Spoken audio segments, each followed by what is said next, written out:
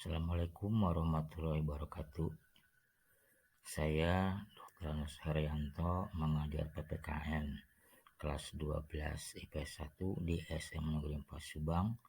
Pada kesempatan ini akan membahas tentang permasalahan yang menyangkut para siswa-siswi masih ada yang belum berani mengemukakan pendapat di depan kelas atau di depan teman-temannya. Untuk rangkaian pemecahan masalah ini, saya akan membuat ke dalam 5 termin. 1. Deskripsi permasalahan. Yang kedua, akar permasalahan.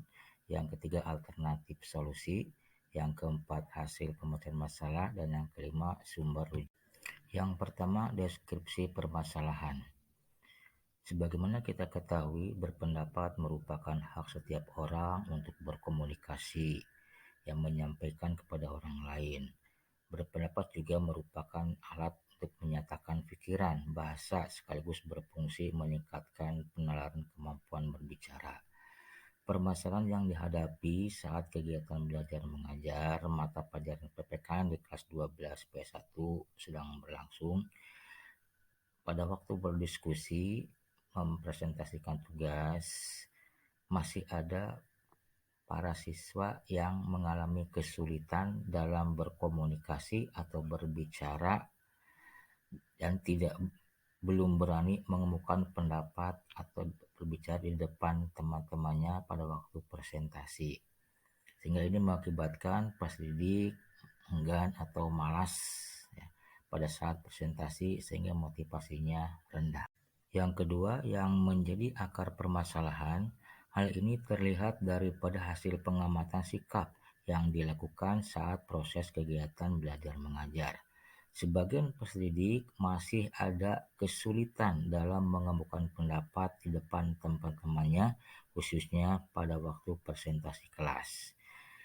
Nah, bagaimana untuk meningkatkan motivasi peserta didik bahwa setiap orang itu punya pendapat masing-masing yang harus disampaikan pada saat presentasi kelas.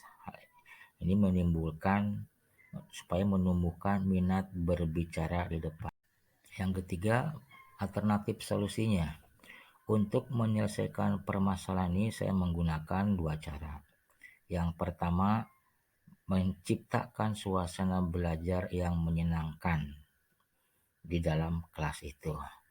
Nah, sehingga siswa bagaimanapun dia harus bisa membuat suasana belajar senang. Selain itu, siswa juga diharapkan banyak mencari materi-materi yang akan dipresentasikan. Para siswa juga harus berlatih berbicara baik di rumah maupun di dalam kelas sebelum presentasi. Juga diharapkan para siswa banyak menggali informasi-informasi dari media sosial untuk menambah materi-materi. Sebab kalau kita ingin berbicara di depan kelas ini, kita harus banyak mengetahui informasi-informasi materi yang akan disampaikan. Solusi yang kedua yaitu dengan membuat kesepakatan kelas bahwa apabila ada teman yang sedang berpendapat di dalam kelasnya terjadi kesalahan atau gugup, maka teman-temannya tidak boleh mentertawakannya.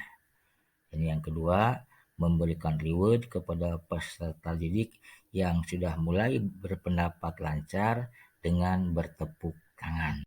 Yang keempat, hasil pemecahan masalah.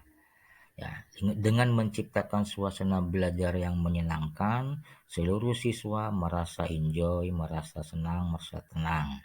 Sehingga ini tidak menjadi beban kepada siswa di dalam belajar menyampaikan pendapat. Kalaupun ada kesalahan di dalam berpendapat, itu dianggap wajar karena sedang belajar.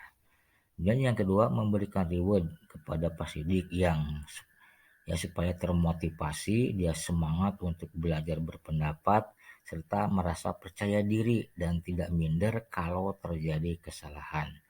Karena bagaimanapun motivasi ini merupakan aspek yang penting dalam keberanian berpendapat, supaya motivasi ini bisa mempengaruhi seseorang untuk percaya diri.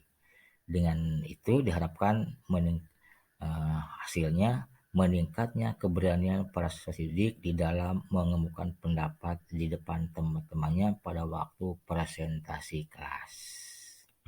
Nah, dengan solusi itu, kegiatan belajar mengajar dalam kelas semakin meningkat. Siswa banyak yang berani untuk mengungkapkan pendapatnya. Nah, sebagai rujukan untuk solusi ini adalah yang pertama Kompasiano.com, di mana materi tentang menumbuhkan minat dan semangat belajar.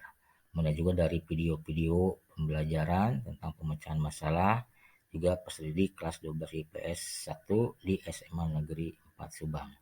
Demikianlah yang dapat saya sampaikan mengenai bagaimana mengatasi siswa yang belum berani mengungkapkan pendapat. Semoga bermanfaat. Terima kasih. Mohon maaf atas kekurangannya. Assalamualaikum warahmatullahi wabarakatuh.